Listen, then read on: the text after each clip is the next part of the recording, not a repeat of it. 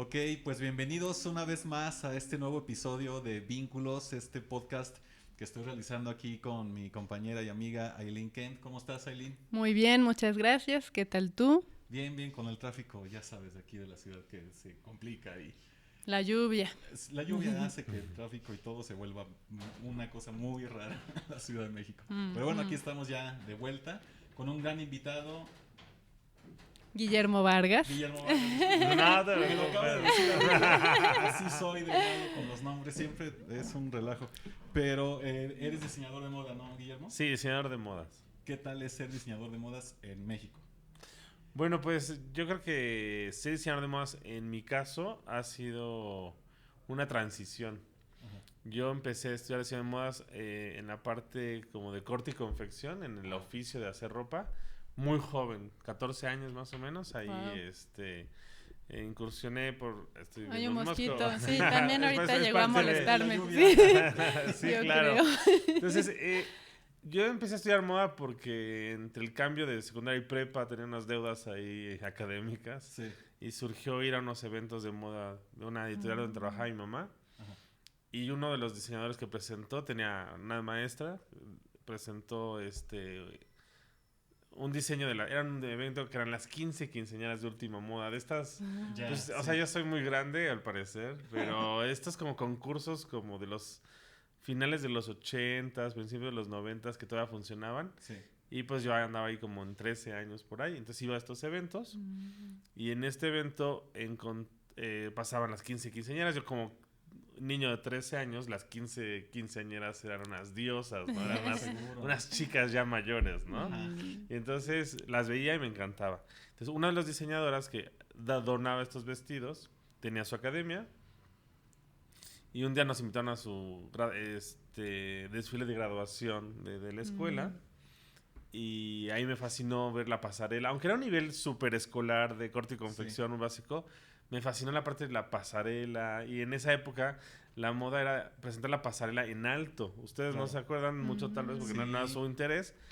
Pero las pasarelas antes eran en altura, ¿no? Eran a 1 metro o algo así para ver a la modelo hacia arriba. A mí me Claro. tocó como Todavía- modelo Ah, como modelo, claro. pisar esas Cuando pasarelas. eras una Exacto. niñita. Inclusive primero como bailarina. Ok. Mi papá como artista plástico, Ujú. les cuento rapidísimo, Sí. le tocó hacer, bueno, más bien hubo varios diseñadores de Guadalajara que se basaron en obra de mi papá. Ok. Esa era la Órale. idea. Ujú. Y bueno, yo fui una de las musas. Ah. Tenía yo 11 años y Ujú. bailé en puntas en la pasarela. Ok, Entonces ok. tengo esa experiencia de pasarela alta. Sí, por eso les digo que es una transición, ¿no? La que me ha tocado vivir y yo me supongo que no sé cómo va a cambiar dentro de 20 años. Entonces, en 1992, en esa época todavía en Christian Dior estaba Gianfranco Ferré, por ejemplo, de los grandes couturiers. Y de repente ya un poquito después apareció John Galliano en Christian Dior, hubo ese cambio. Luego Alexander McQueen muy jovencito en Givenchy. Y entonces, pero cuando yo empecé, pues para mí era la alta costura, ¿no? Esta parte Ya. de la ropa más lujosa, la que se les hacía a las reinas, a la gente realmente...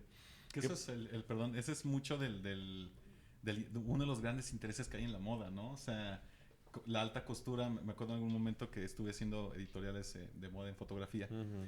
sí era como la foto máxima, ¿sabes? Ujú. Porque sí, el nivel de arte, el nivel de cuidado de los detalles, de la sola pieza ya merita algo muy bien cuidado a nivel de imagen, ¿no? Sí, el alta costura tiene una denominación de origen, se le habla como una costura muy exquisita, muy específica, pero sí tiene que estar hecha en París. Sí, ¿no? Esa es también una regla, ¿no? Es una regla que tiene que estar hecha Órale. en París y pues la Chambre Syndicale de la Couture, la cámara, no sé, la Sí, Chambre sí. Syndicale de la Couture, Ajá. que es la cámara del sindicato de la costura, Ok. ¿no?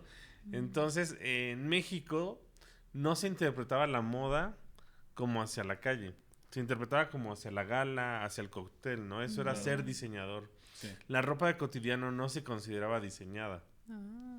Entonces, cuando yo crecí con esa parte desde los 14 años que empecé a coser y a confeccionar, pues mis referentes eran la alta costura, porque en Ya. México se entendía, y yo admiraba a los diseñadores mexicanos que hacían ese tipo de vestidos de noche, de novias y muy bordados Sí. y muy hacia el evento de noche. Claro. Pero de repente empecé a hacer la práctica y me empezó a interesar más la ropa cotidiana, lo que le llamamos el streetwear, por ejemplo. Ajá. Y ya avanzado la carrera, yo estudié la carrera de corte y confección, empecé en una casa de vestidos de novia, que era lo natural de querer trabajar en una casa de vestidos de novia, y de repente empiezo a trabajar ahí y me di cuenta como que sí me gustaba mucho porque los vestidos eran muy bellos, pero como que había algo que no me cuadraba, que yo no tenía una relación cercana con ese universo de la gala, de la noche, ¿no? Ya, claro. Y entonces llega una señora de Francia, vivida en Japón durante 14 años, y abre una universidad de moda. Pero ella venía con todo el espíritu del prêt-à-porter, Ya. ¿no? De hacer ropa cotidiana para la calle, no de la gala. Claro. Y entonces empieza a cambiar mi visión hacia la ropa cotidiana, Órale. ¿no? No para la gala ni para la noche. Ujú. Y entonces México también seguía muy enfocada hacia la alta costura, la gala. La gente que no está muy informada piensa o sigue pensando que uno como diseñador su práctica es sobre los vestidos de noche o un Ya. modisto con el que te vas a hacer el vestido de madrina, ¿no? Claro. De boda. Sí, sí, sí. ¿no? Como para el evento social. ¿no? Ajá, Más que entonces nada. todavía existe ese cliché, obviamente. Sí. Ujú. Pero ya existe la parte que hacemos nosotros, que es el prêt-à-porter, que es ropa para el cotidiano, ¿no? Esa es una distinción, me parece muy interesante porque, como dices, es como abrir un campo que estaba como poco explorado y que también tiene muchísima creatividad, ¿no? O sea, veo las piezas, es pieza... Ujú. Sí, bueno, Guillermo, al ¿no? ratito se las enseño Exacto. bien. Pero veo piezas como muy minimalistas, muy Ujú. cómodas, ¿no? No sé si Muy decir, cómodas. Sí. unisex, no sé si decirlo como tal. Ujú. Muchas Pero sí, ¿verdad? Que Muchas viene a prendas, sí. trascender esto que comentabas al principio de que solo era destinado o al cóctel o al evento Ajá. social, que sigue habiendo, ¿no? Pero, Claro, claro. Que yo noto una mezcla, ¿no? En muchos de tus diseños. Pues es Esta que- mezcla entre comodidad, que Ujú. puede ser casual, pero también con estos toques súper elegantes, Ujú. bordados. Sí, en el proceso, hablando de procesos creativos, que de eso va vínculos, pues Sí. es la parte de... Ya el contexto era México pensando en moda, en alta costura o en la gala, ¿no? Y después poco a poco empezó a surgir más el diseño para el cotidiano. Hasta antes la vajilla era importante, pero la de gala, ¿no? La que sacaba la Sí, sí, abuela, sí. que tenían no Ujú. sé qué muy... Pero ahora ya nuestros platos también están más diseñados en los del cotidiano, Sí, ¿no? Ujú. Tus objetos ya están más diseñados para el cotidiano.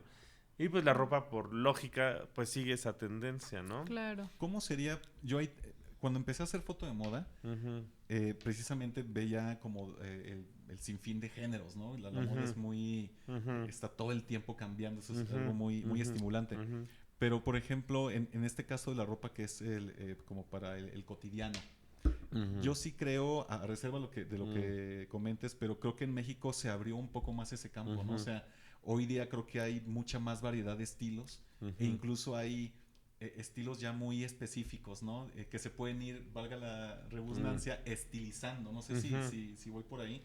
Y eso a mí me dio gusto porque yo creo que, digo, si yo veo fotos mías, no sé, de Ujú. niño de los 80s, pues uno vestía ahí. Ujú. No había esta cultura. Sí, lo del primo, ¿no? O lo Ajá. de que... Claro, ¿no? Lo de- Ajá, y Sí, era- ibas y era- heredando y era la un, ropa. era un Heredando. fit de adulto, pero hecho chiquito. Exactamente. Y ahora si ves los jeans de Aileen, en sus 18 eran unos jeans así de este Ajá. tamaño, larguísimos, Sí. hechos para los fémurs de una niña de 11 años. Ajá. Cuando antes era nada más un patrón adaptado a niño. Sí, y que era pues básicamente maquila, ¿no? Pero Ujú. creo que con el tiempo se vinieron estilizando los estilos, ¿no? Ujú. Y a mí me dio mucho gusto eso porque generó creo que una cultura mayor de comprender la moda, como dices, no solo desde la parte como elitista, sino como de cómo puedo yo... La cotidianidad. La cotidianidad. Pero a la vez han regresado, ¿no? Modas de otras épocas. Bueno, Ahora está muy de podemos moda lo retro también. a dar un marco teórico que se me está ocurriendo ahorita. Sí. No se me ocurre, sino más bien que se puede utilizar para entender el universo. En primera, así como los temperamentos, hay 4, ¿no? Que no me lo sé Ujú. exactamente. Cólera, flema, sangre y melancolía. Exacto. Colérico, flemático, sanguíneo Ajá. y melancólico. Entonces, ese tipo de sentimientos o de temperamentos Ajá. pueden ser tu forma de escoger tu ropa. Ah, ok. Entonces, de ahí ya divides 4 mercados, Órale. ¿no? Qué interesante. No. Después existe la pirámide como la de Maslow, pero Sí. de la moda. que es el alta costura, el prêt-à-porter. Hay uno que se llama bridge, que es un puente entre el prêt-à-porter, que es high-end, luego el bridge, y después ya vienen como un poquito el fast fashion y otro que es como más masivo. Claro. Mientras más arriba, más expresivo, más creativo, más artístico, más conceptual. Y después va bajando, se mezcla lo artístico con lo funcional y con la calidad. Y después ya nada más como son esencias de arriba que van filtrando. Y hasta abajo está pues lo masivo, lo más como un commodity. Había una distinción, me acuerdo mucho, alguna vez hablando con una stylist, nos decía, bueno, es que, no sé, uno ve las pasarelas, ¿no? Y de repente ves que en las pasarelas, como dices, es todo a lo mejor muy exótico, ¿no? O muy extraño para algunos, ¿no? De hecho, hay una comedia de Molière que se llama Las Preciosas Ridículas, que habla un poco de esta idea, ¿no? Dicen, se cuelgan hasta el perico, ¿no? Pero a lo que voy es, eso al final es una inspiración, ¿no? O sea, y por eso se presenta en un entorno o en un contexto escénico, de algún modo, claro. ¿no? Yo digo hasta de ficción, porque precisamente lo que busca es inspirar, ¿no? O sea, cuando hablas de esta pirámide... En este caso, actualmente, en lo que es el alta costura, sí hay gente que sigue haciendo alta costura, pero sí está muy enfocada a un nicho. Puede ser a gente de la poca realeza que existe, las esposas de los jeques o los jeques mismos. Sí. Los políticos que pues ya saben que se invierten bien nuestro dinero. Exacto. ¿No? Y pero es más bien como un laboratorio de expresión, ¿no? Sí. Y entonces por eso se ponen como en contextos muy artísticos, ¿no? Pero no se pretende que la gente ande en el metro así, claro, o sea, ¿no? Una cosa es lo que ves en pasarela y otra cosa. De hecho, tienen las marcas ambas, ¿cómo se diría? Tendencias, ¿no? O sea, una cosa es lo que presentan en pasarela y otra cosa es lo que tienen en tienda. Claro, porque si presentaras pura ropa funcional en una pasarela, resulta un poco punch. Claro. Sí. Porque es una chamarra que ya sé que me gusta y me fascina en una tienda, pero en una pasarela se disminuye. Tú como escénica, sabes que haces un movimiento que te estás rompiendo el cuerpo y apenas se ve como una tin. Y tú te entrenaste 40 semanas haciendo ese movimiento para que sea algo mínimo. Igual funciona una pasarela, es un escenario, y entonces tienes que exagerar y mostrar más. Claro. Entonces, tenemos la parte de los temperamentos, ¿no? Entonces, a la gente que le gusta lo mate, lo brilloso, ¿no? Tenemos la pirámide que distingue como las gamas a nivel de expresividad y económica, ¿no? Y tenemos la parte de la curva de la moda. Están los vanguardistas, adoptadores tempranos, adoptadores tardíos y los rezagados. Son la gente que le interesa mucho cómo simboliza su indumentaria. Sí. Entonces, para todas las ramas y los momentos o intereses hay marcas. No, es que todas las marcas ocupemos todos los espacios. No, pues es que es por personalidades también, ¿no? O sea, exacto. Ahorita tú lo manejas como justo los temperamentos, ¿no? Y yo pienso que al final hay una personalidad tan auténtica como la cantidad de gente que hay en el planeta, ¿no? O sea, cada uno tenemos una personalidad. Pero bueno, podemos encajar o identificarnos, como dices, en ciertos temperamentos y a lo mejor desde ahí es que elegimos, ¿no? O sea, totalmente. Yo no soy mucho de combinar, ¿no? De hecho, esta es mi camisa de la suerte, la traigo. Sí, en el podcast va a salir siempre, va a ser una caricatura, ¿no?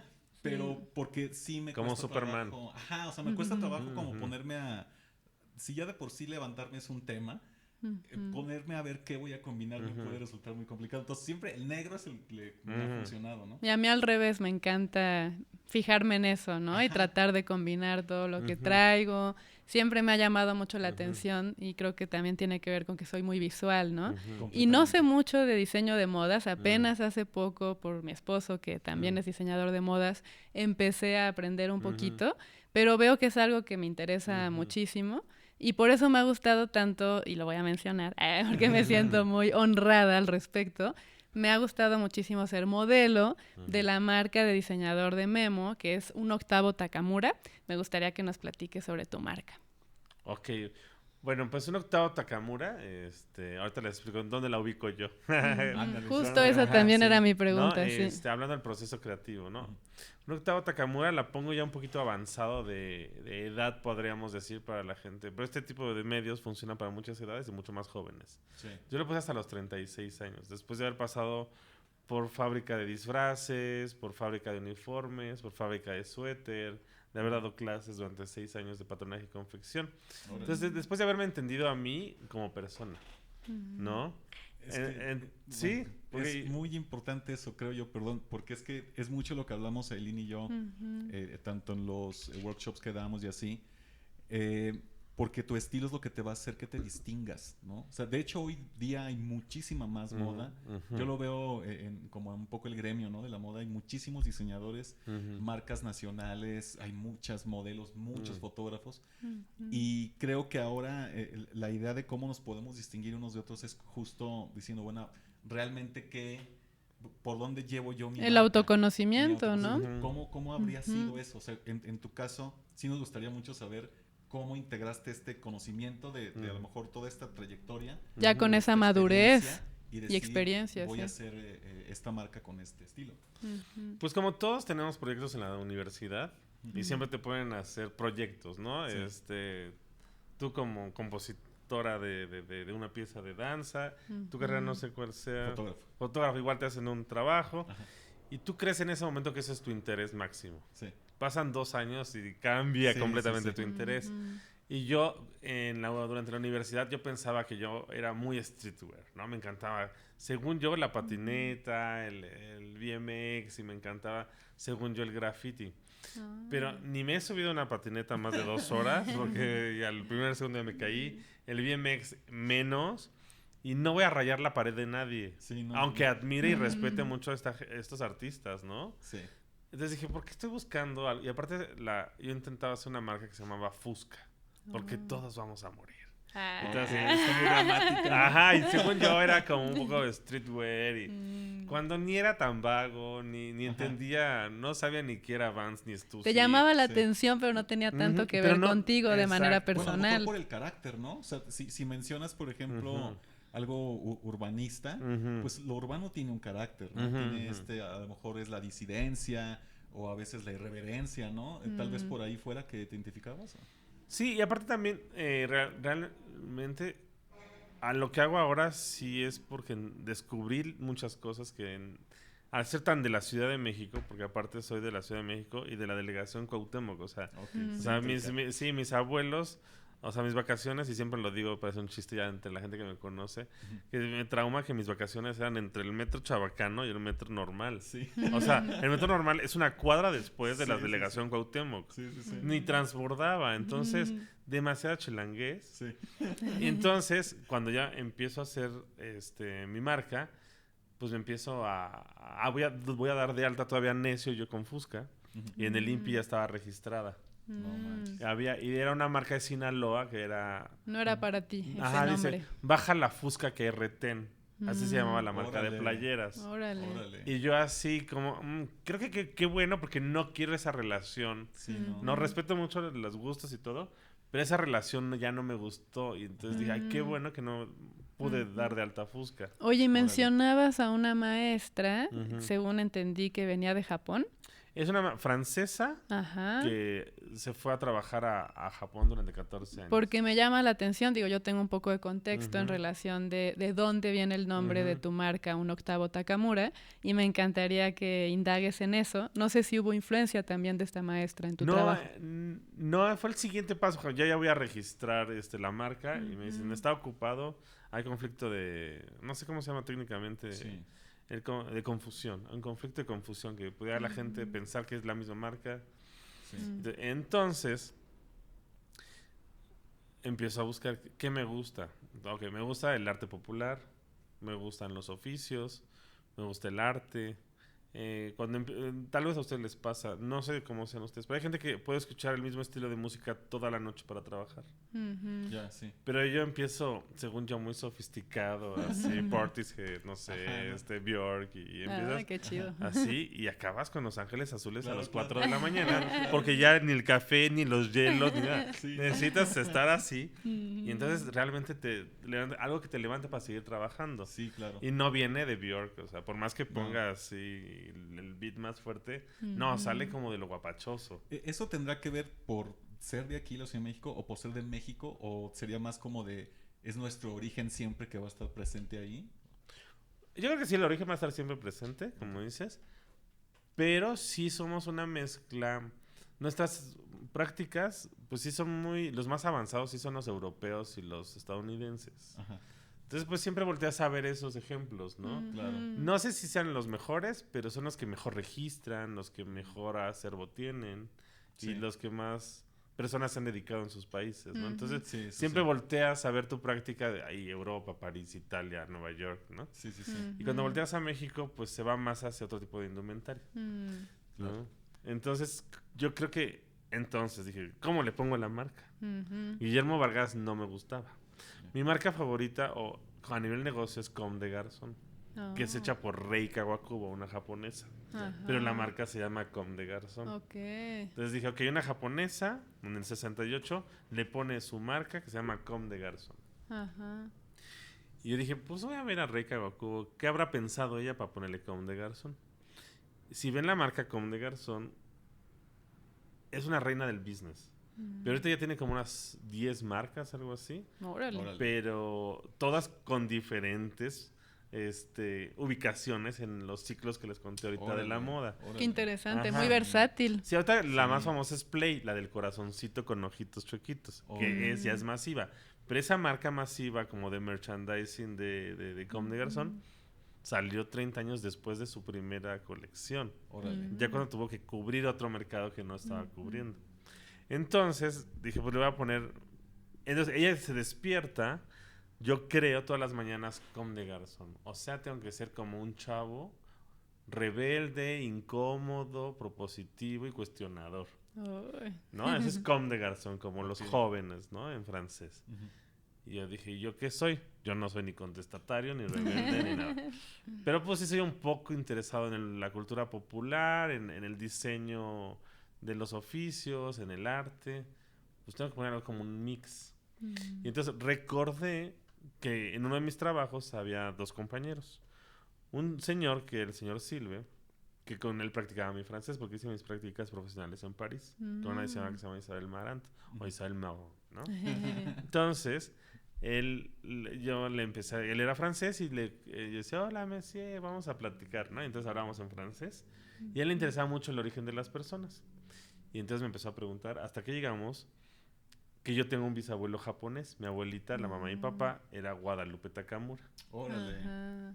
Y entonces mi bisabuelo, pues yo no lo conocí obviamente. Esto pasó hace 100 años. Órale. O sea, mi abuelita es de 1913.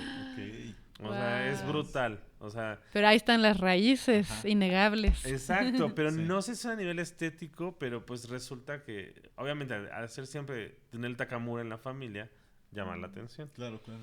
Y entonces el señor Silve me decía, entonces son 8 bisabuelos, entonces eres un octavo de japonés. Y me decía el octavo japonés, el octavo japonés, el 1 octavo japonés.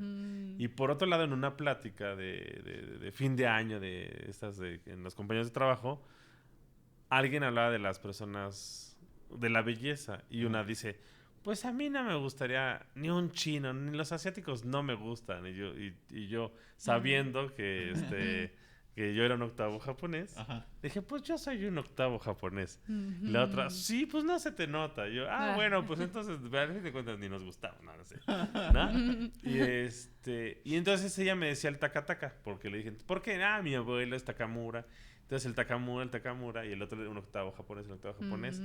Y entonces buscando el nombre los perfecto. nombres, y entonces dije, me interesan muchas cosas, quiero poner algo que suene a mezcla. Entonces puse un octavo que pues sí te busca que es una octava parte de algo. Sí, claro. Y el Takamura, que es un apellido lejano, ¿no? Entonces por eso se llama un octavo Takamura.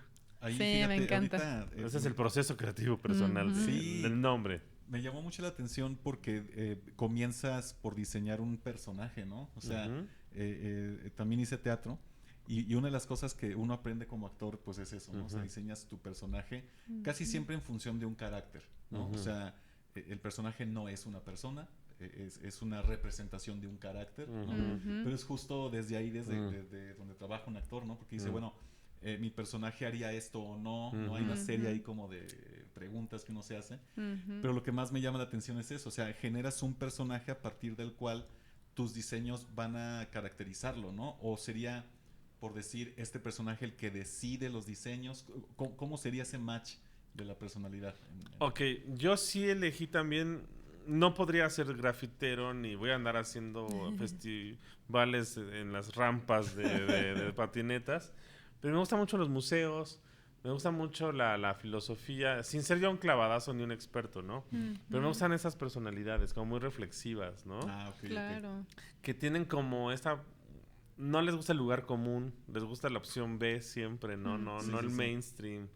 Oye, y hablando de que te gustan los museos, sé que tuviste una exposición en el MAS, en Guadalajara, en Zapopan, que de hecho es un museo que a mí me gusta bastante. ¿Cómo se llama? El MAS. Okay. Ajá, el Museo de Arte de Zapopan. El MAS. Ahí expuso mi papá hace muchos años y bueno, sé que ahora ya tiene como un corte más conceptual, ¿no? Y me estoy enterando que tiene esta parte también de diseño y que tuviste una exposición recientemente. Cuéntanos de eso y en general también de las exposiciones que has tenido en museos. Pues ahí se junta todo lo que me dices del personaje y resulta en lo de los uniformes, porque está interesante. Pero, voy a decir, retomando lo del personaje. Es que vamos sí, no, pero sí, no. Terminaremos en esa parte porque hay que promocionarlo. Sí, por favor, es que estuvo increíble. Entonces yo decido en mi mente que voy a diseñar ropa para la gente que me gusta. ¿Y quién me gustan? Arquitectos, curadores, artistas, pintores, gente de las industrias creativas. Ok. Entonces, tiene mucho sentido. Es como, yo pongo un ejemplo medio bobo para cuando he dado como este tipo de pláticas en alumnos que, maestra, ¿y dónde está el negocio de la ropa? Híjole, si lo supiera ahí estaría. Claro. ¿No? Pero como no lo sé, mejor hago lo que quiero. Claro. Entonces es como cuando tienes tú dijiste con tu marido, ¿no? Que es diseñador de modas, ¿no? Igual tú puedes conocer a alguien y le encantan los caballos, pero tú no sabes nada de caballos. Pero si te gusta esa persona, aprendes. En 2 semanas sabes razas, tamaños, dónde son las competiciones, claro. Y llegas y, ya viste, vamos a la exposición de caballos y el alimento de caballos. Entonces le acercas todo a esta persona que tiene esa pasión. Sí. Entonces yo me siento como un filtro del mundo de la moda, de los simbolismos de la moda, y se los quiero acercar a la gente de las industrias creativas. Más que un personaje, me imagino como un amante de estas personas que les está acercando opciones para reforzar o disfrutar sus ideas. Me encanta, y además ya entiendo mucho más el hecho de que a veces trabajas con bailarines, o bueno, en mi caso que soy tu modelo, pues igual soy bailarina, y sí, como que nos vas metiendo también en ese mundo siendo artistas de otras disciplinas. Y que tiene un vínculo bien interesante por la búsqueda de originalidad, ¿no? Que eso es algo que creemos que en el arte siempre te ayuda a distinguirte, ¿no? O sea, una búsqueda que uno tiene todo el tiempo, ya sea por un formato que esté realizando, una disciplina artística, qué sé yo, estamos buscando formas que nos distingan. Claro. Y eso es apostar por la Sí, de hecho, originalidad, como ¿no? artista escénico, bueno, en mi caso, y sé que también es el caso de otros artistas escénicos, nos importa mucho cómo nos vemos. Claro. Sí nos interesa vernos bien o que nos identifiquen, ¿no? Entiendo la parte...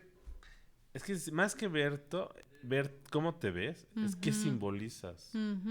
Sí, totalmente. Ajá, porque no quieres simbolizar... O sea, mi ropa es muy oversize, muy tapada, muy cubierta, ahorita la puedes ver. Obviamente veo una chica con minifalda y sí volteo a verla, porque es atractivo. Pero cuando empiezo a diseñar, digo, pues yo no diseñaré esa minifalda porque le va a estar incómoda, no se va a poder sentar. Ajá, es que también es el cómo te sientes, no solo cómo te ves, ¿no? Y a mí en los lugares comunes... voy a ser malo, entonces pongo un diablo y una calavera.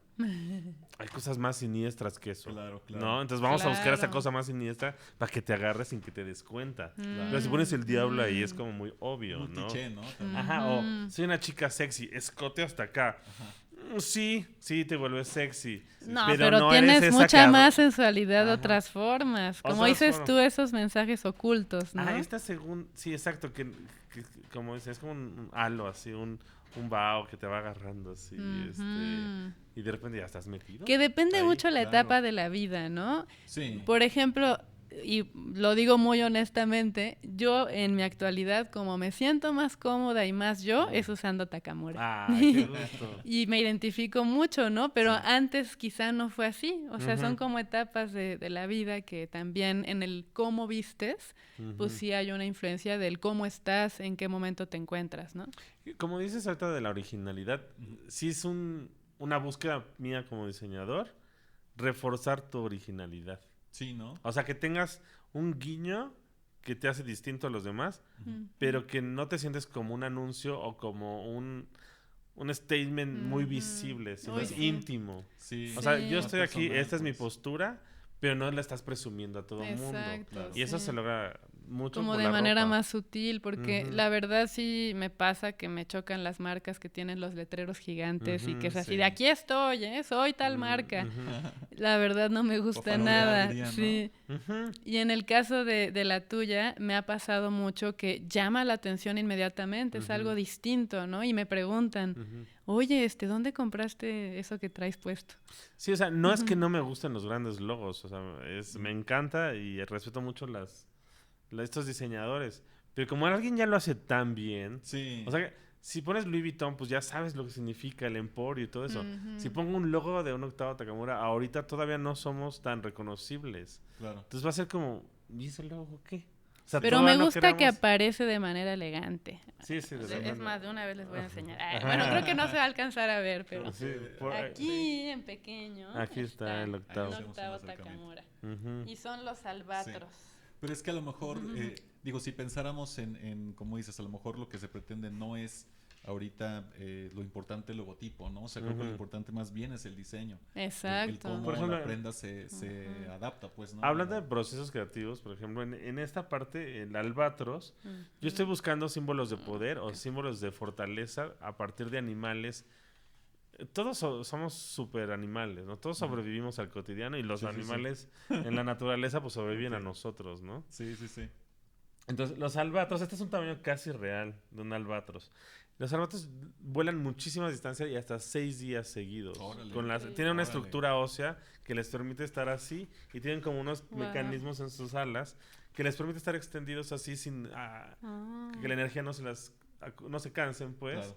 Y aprovechan el aire. Es toda una ciencia. Órale. Qué ¿no? belleza. Qué loco. Pero volar 6 días, pon a un león a correr Sí, 6 días no. corridos, ¿no? O sea, entonces hay niveles de fortaleza que no son tan obvios, pero son impresionantes, ¿no? Y está muy chida esa investigación que tú haces, ¿no? El hecho de que hagas una prenda también en relación a todo ese conocimiento previo, en este caso sobre albatros, me parece bellísimo. Sí, obviamente me llaman mucho las migraciones, ¿no? Desde las mariposas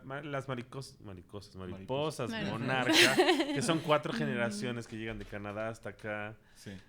Que si ya piensas en los pobres animales, No manches, sí. Sí, es impresionante. Pues eso inspira, ¿no? Inspira muchísimo. Es que siento que tiene como esta carga de fortaleza, ¿no? Hasta cierto punto estoica, ¿no? O sea, Totalmente. como... A mí lo que siempre me interesó de la moda en el tiempo que estuve haciendo editorial era precisamente cómo vincular estos discursos o estas posturas o marcas o diseñadores, pero ya a nivel imagen, ¿no? O sea, cómo lograr comunicarlo en algo que además también la persona va a vestir. Digo, no es como que la persona va a andar diciendo, fíjate que me compré esto y porque representa tal... Claro. Vamos, no es como que siempre sea la situación. Pero sí creo que a veces ayuda y que uno dice, mira, me dio sentido. No, y genera curiosidad. Ajá. A mí sí me han preguntado, así de, oye, a ver, ¿pero qué es ese bordado, no? Y ya les enseño y les cuento que son albatros. O sea, definitivamente sí son prendas que no solo atrapan, sino que generan curiosidad. Eso y está eso me genial. parece genial.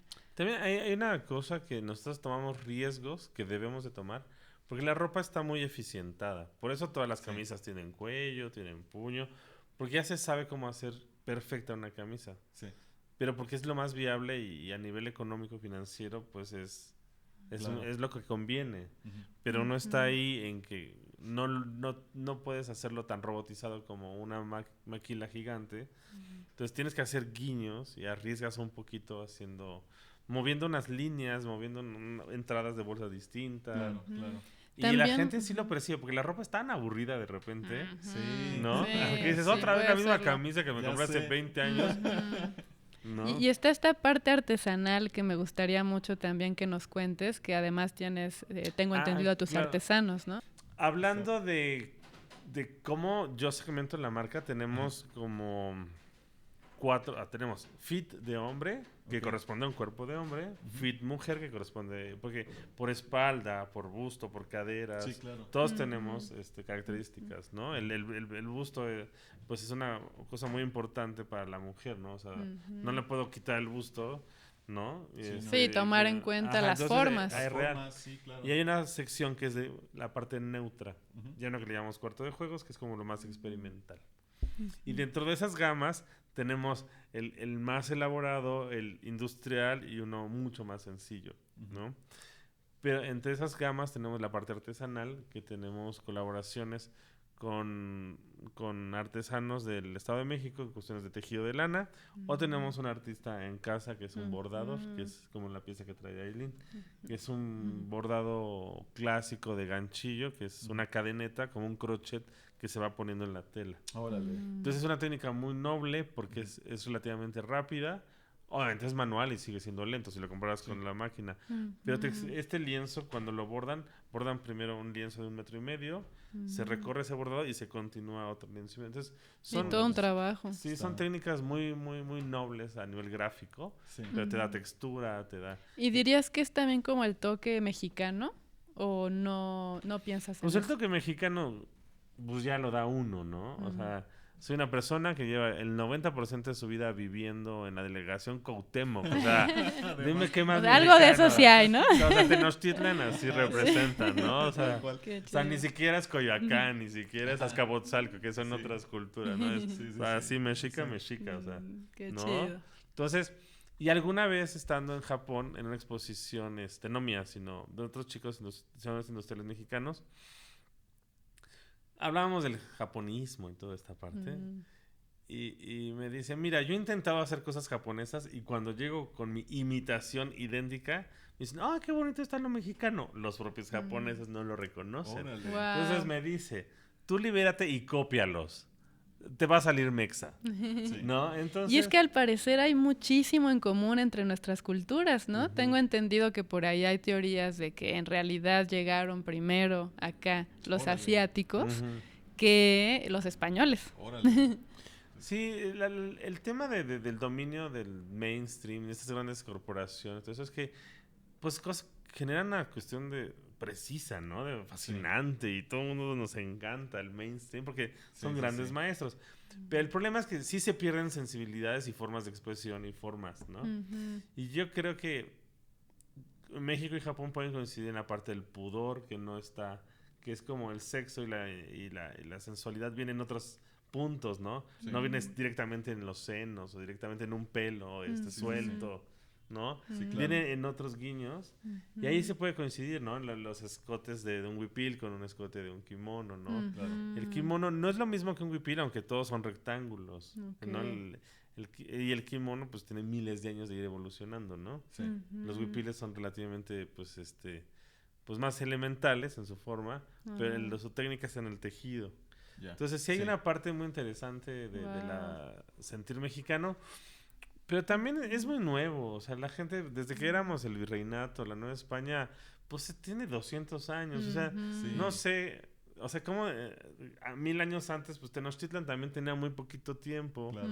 Tal vez los mayas, pero los mayas se desaparecieron. Bueno, y el mundo entero tiene sus relaciones, ¿no? Sí. Y además estas fusiones que podemos hacer ahora, estas mezclas, son bien interesantes. Claro, y al final de cuentas estuvimos conectados más con Filipinas y con Asia por la nao de China y todo este comercio, ¿no? El mango de Manila, pues desde allá, ¿no? Sí. O sea, todo este tipo de cosas. Compartimos mucho. Mucho. Alguna vez un amigo mío, contaba que nuestra forma de vivir el trópico, pues es el asiático, como en las Filipinas. Porque de allá venían las palapas y las flores, todo esto. Claro. No eres el Mediterráneo. México no disfruta el mar como en el Mediterráneo, así que en toples, el vino, no, somos más es muy asiáticos. distinto, es Órale, cierto. sí, es cierto. Y si tú ves el mapa, en nuestro mapa siempre vemos para acá y Asia lo vemos para allá. Pero cuando vas a Japón, vuelas directamente hacia Rusia y bajas. No tienes que ir a Europa y pasar por no sé, Claro. Asia, ¿no? Llegas directamente hacia la izquierda ya. Sí, es cierto. ¿No? Qué loco pensar en eso. Pero es porque en nuestro mapa manejamos uno, en vez de manejar varias opciones. Ajá. Claro. No es como el calendario, sí, estamos en el 2023, pero pues si te echas, no sé, el viaje a la luna no se tardó 1960 años. Sí. Que a mí se me hace muy interesante tratar de tener memoria histórica para crear arte, ¿no? Desde Claro. cualquier disciplina. Y la moda también estaría ahí, ¿no? En la historia, como un poco, no sé si a nivel antropológico, ¿no? Pero cómo sí se puede estudiar al ser humano. Pues claro, o por sea, su indumentaria. los griegos, que eran unas cosas muy complicadas en su indumentaria, y después los romanos eran unos salvajes que nada más se Sí. amarraban cosas sin ninguna intención. Los egipcios, los sumerios, Sí. todos aparecen con una prendita, ¿no? Ujú. Hay un libro que se llama El lujo eterno, y habla precisamente de eso, que desde que encontraron la primera piel, pues sí, pues yo agarré al bisonte con mejor pelo que el tuyo, ¿no? Y entonces el que tenía la mejor piel, el que tenía el mejor, era el afortunado, el que tenía el Sí. tesoro, ¿no? Que eso es muy humano. La comparación, Ujú. aunque yo sí creo, bueno, me he dado cuenta últimamente que genera conflictos, ¿no? Sobre todo cuando lo que se busca es, no sé, descalificar otra cosa o invalidar. La competencia no sana. Ajá, ¿no? Pero es muy humano la comparación y en esto, como dices, ¿no? De, ok, es que, ¿cómo me voy a distinguir ahora? ¿No? Porque creo que la moda y las prendas son también para eso, ¿no? Yo me distingo, aunque sé que esta camisa la trae otra persona, o este vestido. Sí, los distintos estilos. Cómo yo lo adorno, cómo lo acomodo, ¿no? Se va también como encaminado por ahí, ¿no? Sí, y ahí puede haber una diferencia entre arte y diseño. ¿Cuál sería? Creo que fue que es del País Vasco, que hace los dientes al aire, es un escultor vasco que decía Chillida, Eduardo Chillida decía, el arte hace cuestionamientos y el diseño da respuestas. No lo he corroborado que lo dijo él, pero más o menos por ahí me dijeron. Tiene sentido. Ajá, es la ventaja de no ser maestro. No tienes que corroborar tus fuentes. Sí. Pero el arte cuestiona, ¿no? Los sentimientos, las formas y todo. Y ahí tiene su eficiencia. Sí. En qué tan buena es la pregunta que está haciendo. Sí, de hecho. Y el diseño es que también responde en lo que está proponiendo. Sí, pero ya hay un espacio de utilidad, ¿no? O sea, de aquello que se va a diseñar es porque va a ser útil para algo, ¿no? O sea, es como, tú vas a hacer un tubo, ¿no? Y eres un artista y estás pensando en lo que pasa por aquí. Pero como diseñador, si este tubo dices que es un vaso que nos sirve. así es. Exacto. ¿No? Sí. ¿No? Entonces le pones tapa. ¡Ah, qué Pero padre! es muy interesante cómo logran, no digo que todos, pero muchas veces sí se logra que a través del diseño se vaya más allá y tenga este toque sumamente artístico y que cumpla con ambas cosas, ¿no? Es útil, pero además es una obra de arte. Yo sí creo que puede suceder. Hablando de diseño, por ejemplo, siempre me gusta preguntarle a creadores, en general diseñadores, ¿cómo es que contribuye el diseño a sus vidas? O sea, porque uno sabe que, por ejemplo, en tu caso, diseñas moda, eso le va a servir a una persona, qué sé yo, a Aileen viste, qué sé yo, pero a ti como individuo, ¿qué te ha dado la moda? ¿Qué te ha dado el diseño? Pues a mí lo que me gusta es tener ser de mente abierta, pero les explico que es de mente abierta para mí. Ajá, sí, también. Porque normalmente la mente abierta es meterte 3 rayas de coca y coger con todo el mundo, ¿no? Es ¡ay, super open mind! Para mí open mind es abrir una brecha de tiempo para el prejuicio. Claro. Ves algo y no reaccionas inmediatamente. Okay. Sino ves algo, lo pruebas, lo ves y entonces ya generas un juicio. Claro. Porque es como, es que a mí no me gusta eso. Pues sí, pero como no estamos en la práctica del análisis, pues no tengas juicios antes de no observarlo de varias formas. Las diferentes aristas, ¿no? Exacto. Pero hay una parte creativa enorme también en ese proceso. Sí, pero ahí es como el preanálisis para generar una respuesta, ¿no? Y que la creatividad, pues es pues lo que genera, sale de una investigación, ¿no? De un cuestionamiento, de hipótesis, y voilà, aquí está mi falda de 3 centímetros. Oigan, y nos desviamos con temas bien interesantes, pero ¿qué pasó con lo de la exposición en el mar? Viene, ahorita ya viene, entonces. No, entonces a mí que me ha dado eso, como tener una mente más abierta a no prejuzgar tan rápido. Ah, ok. ¿No? A veces Para como... permitirte ser más observador. Probar todo eso. Hay cosas que no tienes que probar también. Sí, o sea, no no, se y vayan a también. meter los jóvenes, no se Sí. vayan a meter todo y de todas y de todes y de Ajá, todo. Sí, sí. Tranquilos, ¿no? O sea, Llévensela leve. sí, hay que probar. Consejo del podcast de hoy. Sí. Entonces, durante la pandemia, fue una cosa de pánico, ¿no? Sí. Y paramos producción y todo el rollo, pero un poquito antes de la pandemia empezamos a hacer uniformes para restaurantes, como Enrique Olvera, ¿no? De Puyol. Y después otro grupo, como el grupo Meet, que con el restaurante de Moshi Moshi, que no era una nueva marca, pero eran unos meses antes de la pandemia, y de repente todos a cerrar. Entonces recuperamos ropa de todos lados y concentramos, y gracias a Dios Estados Unidos tenía mucho dinero, ¿no? Porque les dieron dinero a los gringos, ¿no? Entonces todo el mundo estaba compre Takamura. Nosotros, Qué chido. Entonces la primera etapa, como los primeros 6 meses, muchos en Estados Unidos nos compraban. Órale. Cuando se avisa 1 año y medio después de ya se va a abrir, todos los restauranteros dicen, pues tenemos que abrir con todo. Claro. Y entonces nos empiezan a pedir uniformes para tener más guapos a sus personas. Qué chido. ¿No? Funcionales, elegantes. Exacto. Entonces está increíble porque en mi práctica pues ya estaba del interés de los oficios. Claro. Entonces vestir un carrotero, vestir un lavalosas, no se me hizo ni ofensivo ni nada. Se me dijo, claro. ¿Y dónde está? ¿Con qué lava? ¿Con qué Entonces la investigación sigue, ¿no? Qué interesante. En cada oficio del restaurante. Y luego había unos que, no, es que este es cocina caliente, y este es el grill, y este es el de sopas, y este es el de sushi. Órale. Y cada uno necesita una temperatura, un largo de manga, porque ahí la indumentaria es una herramienta de trabajo, ¿no? Claro.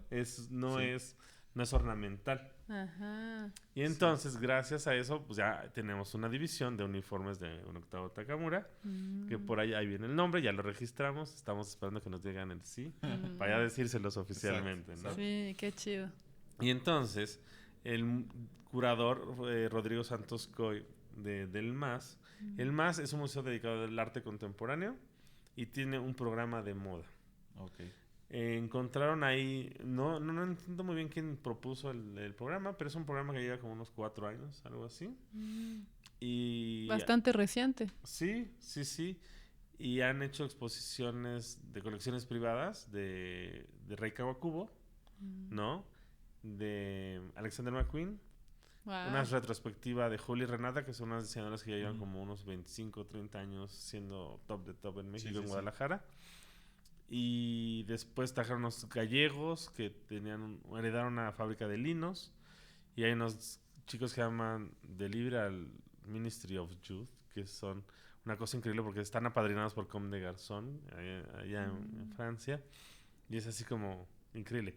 Y entonces así es el contexto, ¿no? Y hay programa público donde hay pláticas y discusión sobre la práctica de la moda, qué significa, qué es, cómo se hace y todo.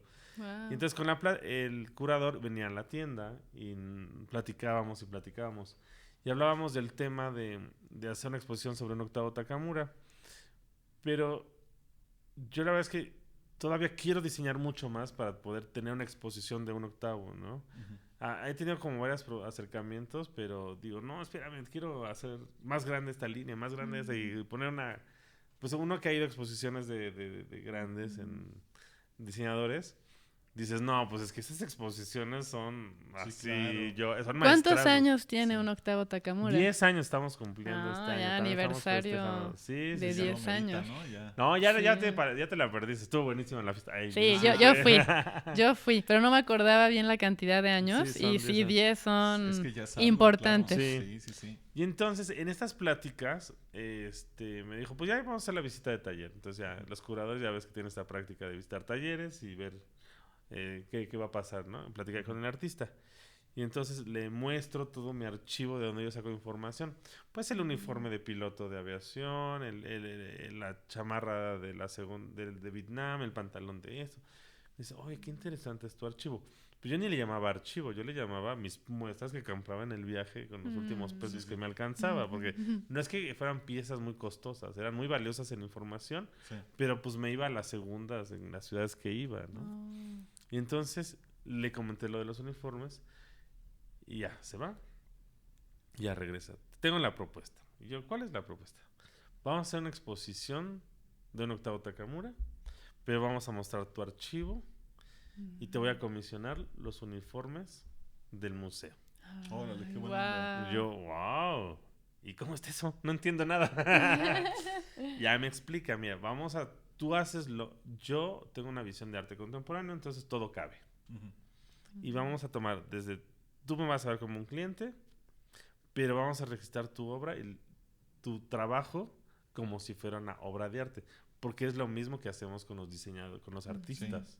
Sí. Pero solo el diseño no lo ven como arte porque tiene la parte funcional. Claro, sí. ¿No? Y la parte simbólica. ¿No? Entonces, una tela ahí puesta en un lugar, si es de un artista, pues es un concepto, es un cuestionamiento. Para un diseñador solo es materia prima. Claro. ¿No? Sí. Ajá, entonces invertimos la visión sobre de eso y lo que tú hagas se va a contemplar como arte.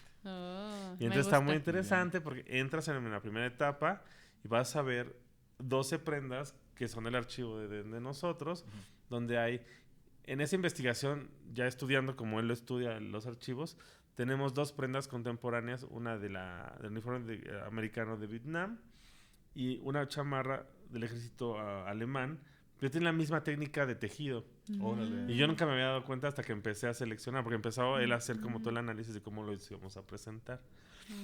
Yo ni sabía, ya investigando, tenía un pantalón muy interesante que yo dije, ay, qué bonito, que los acabados, todo el rollo. Y después fuimos investigando qué era, y es un pantalón de la juventud nazi. De estos marrón, así. No manches. Y yo, ¿qué? Qué loco. Oh. Y después una pieza, una clienta, su papá estudió acupuntura en los 70s cuando Mao todavía por ahí andaban sus uniformes dándoselos a la gente. Entonces cuando llegó como mexicano a estudiar acupuntura china, le dieron esta chamarra para aguantar los fríos chinos. Entonces en la exposición está esta pieza, que es una prenda dada a un doctor de acupuntura mexicano que le daba al gobierno chino. Órale. No, está padrísimo. Toda la historia, ¿no? Y sí viene obviamente toda esa explicación. La explicación viene explicada en mangas, porque yo le dije, trabajamos muy bien el curador y yo, estoy muy contento con Rodrigo, porque le dije, quiero que sea tan didáctica, porque la moda todavía es una materia poco popular en México. Sí, de hecho. Solo es como de un nicho y de la gente que puede tener opción de comprarse ropa, ¿no? Sí. A su gusto. Sí, de diseño. ¿No? De diseño. Entonces, la gente que vaya, pues por lo menos, si no se la va a comprar, pues la gente que le interesa que sepa que hay todo un proceso. Entonces, en Japón todo es muy didáctico. Vas en el metro y te dicen que no te empujes si estás borracho. Todo es así, ¿no? Y no son mensajes nada más para los niños, siempre son para la colectividad. Sí. ¿No? Uno pensaría que todo es para niños, ¿no? No, aquí en México deberíamos. Sí. Ay, sí, haría mucha falta. Que no le harían caso, ¿no? Pero bueno, ya por lo menos la parte hecha estaría. Claro. Bueno, el metro de la Ciudad de México es muy interesante también. Sí, porque son simbolitos y no letras para la gente que no hablaba el idioma, ¿no? Es muy buena. Y bueno, entonces en el MAS cada prenda del archivo tiene un manga. Entonces viene una mini historia. Hay una prenda que es muy sencilla, que es una chazarilla de escuela pública secundaria, que son las que utilizan en las secundarias, que me gusta mucho porque es un uniforme que representa la adolescencia, ¿no? Y yo tengo varias prendas que a partir de esa forma yo saqué cosas más, experimentales, ¿no? Órale. Y en ese momento, cuando hacíamos la exposición, salió el tema de la niña que llevó su pantalón en una comunidad de Oaxaca y no la querían dejar entrar porque traía el pantalón porque era el uniforme de hombre. Ay, no. Y entonces se armó un pleitazo, una cuestión muy interesante por la cuestión de que ella traía pantalón y dijo, pero yo quiero usar el pantalón, ¿por qué voy a usar faldas? Es incomodísima. Y entonces mientras hacíamos no me acuerdo, en marzo o algo así, se legisló y entonces ya los uniformes de escuelas públicas ya son neutros. Ay, qué bueno. Como lo que era. Esa niña logró un cambio positivo. Ajá. Sí, fíjate. Es una legislación que de repente dices, wow, qué rápido reaccionó el gobierno, ¿no? Sí. Y los diputados. Debe haber intereses políticos y lo que quieras, pero al final de cuentas hubo algo para defender el derecho de elección, sí, inclusive en temas de equidad. Claro, pues ya, si tú quieres falda, pues vas. Si tú quieres pantalón, pues vas.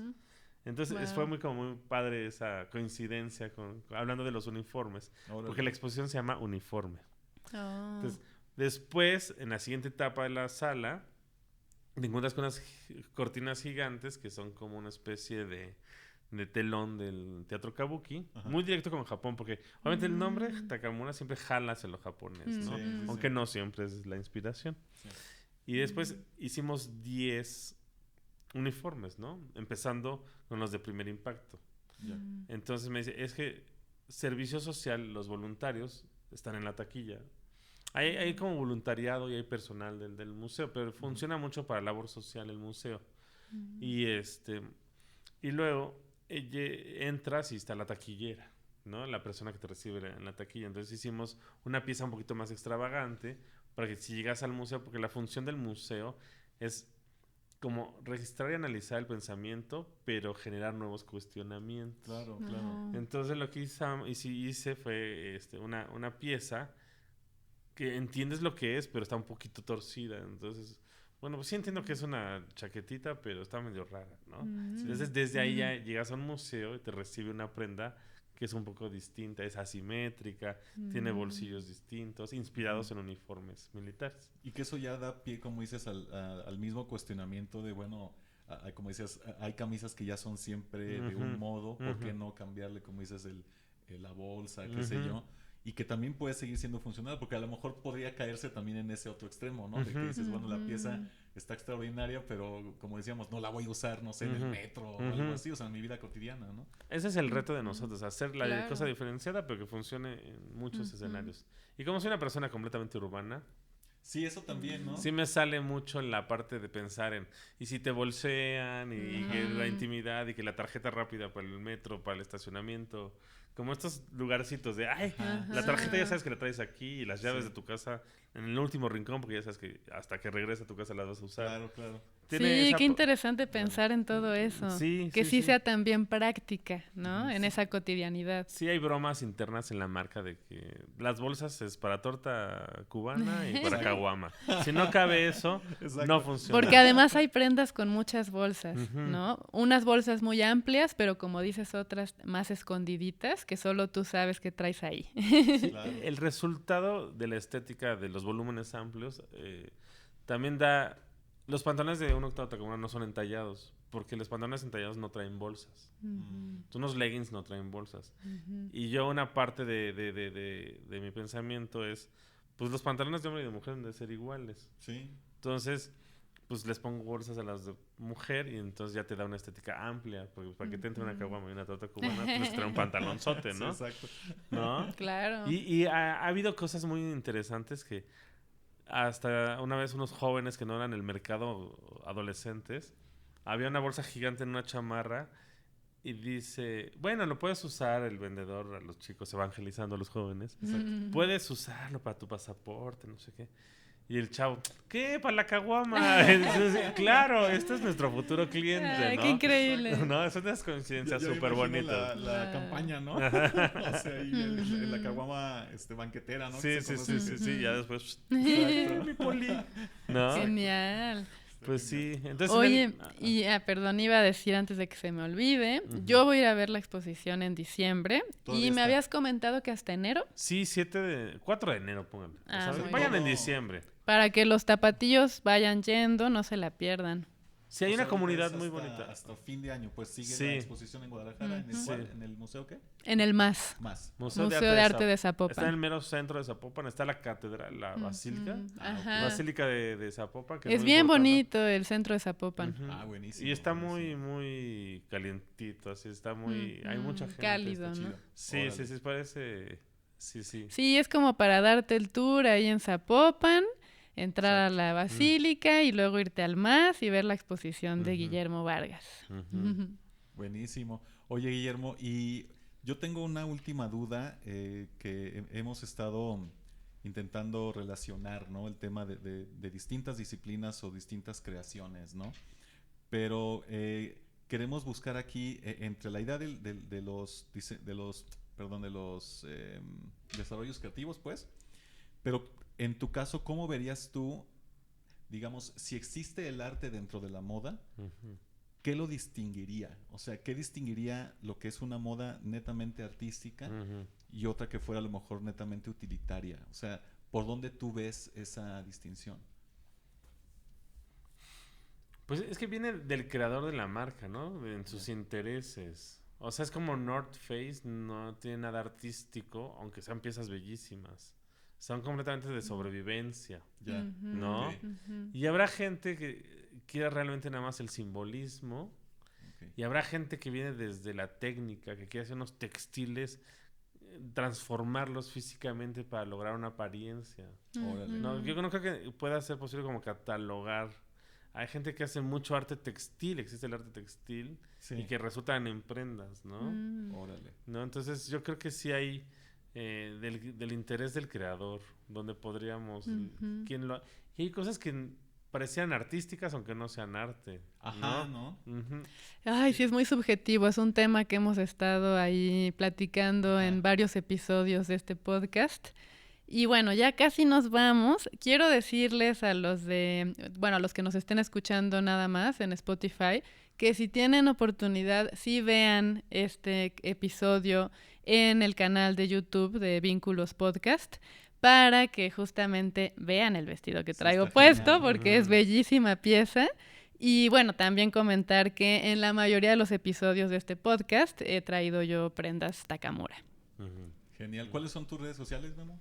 1.8 Takamura en Instagram.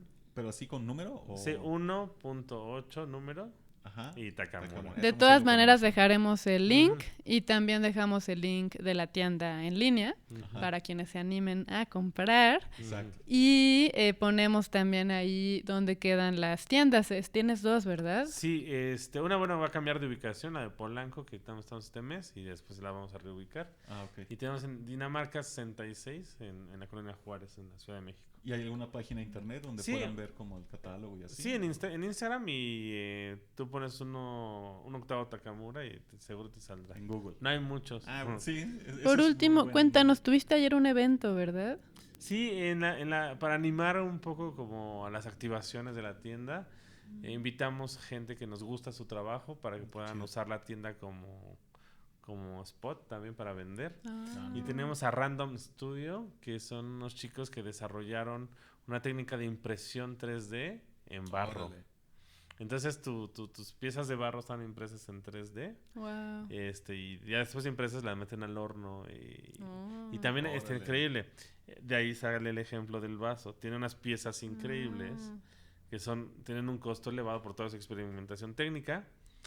Pero me dice, en cuanto le ponen una flor, le bajan así tres ceros al precio que quiero, ¿no? Claro. Porque puede ser un florero feo, pero si pones una cosa que no tiene fondo, que no contiene nada, sino es nada más una escultura, que es cubrir el espacio, que eso sí es realmente del arte, del gran cuestionamiento de la escultura como materia.